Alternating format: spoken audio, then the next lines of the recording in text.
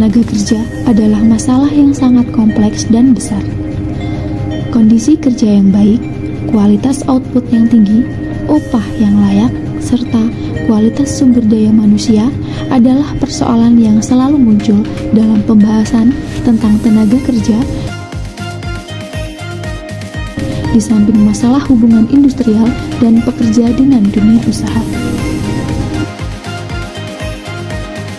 Lalu, bagaimana jika terjadi ketidakseimbangan antara permintaan dan penawaran tenaga kerja? Maka akan timbul pengangguran. Dari pengangguran, maka akan terjadi banyak hal-hal negatif seperti kriminal, contohnya pencurian, perampokan, pembegalan, dan masih banyak hal kriminal yang lain. Lalu, bagaimana cara kita mengatasinya? Salah satunya dengan membuat lapangan pekerjaan. Contoh kecilnya, bayangin jika kamu memiliki satu perusahaan tempe.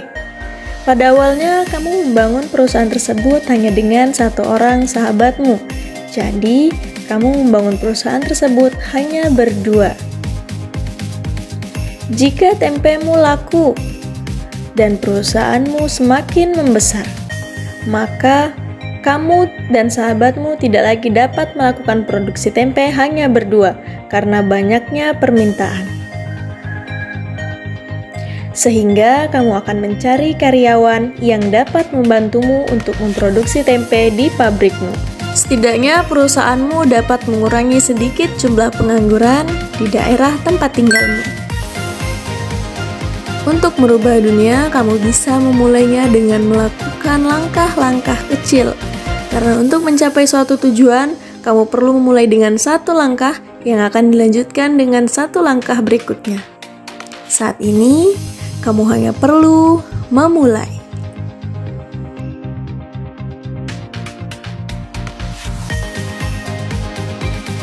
Banyak ditemukan di Indonesia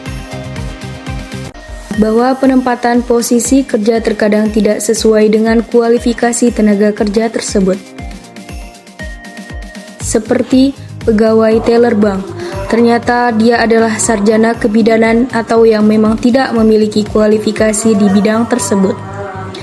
Sedangkan menurut sabda Rasulullah SAW, qala idza usnidal amru ila khairi ahlihi fa'tadir as-sa'ah.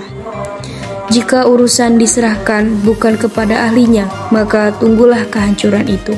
Hadis riwayat Bukhari. Bisa dikatakan bahwa ketenaga kerjaan di Indonesia hingga kini masih menghadapi beberapa ketidakseimbangan, baik struktural ataupun sektoral. Permintaan dan penawaran tenaga kerja harus diperhatikan agar kebijakan-kebijakan yang dilakukan mendekati tujuan yang diinginkan.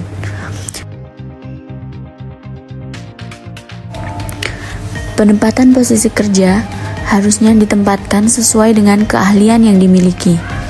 Jika tidak, maka cepat atau lambat akan terjadi kehancuran.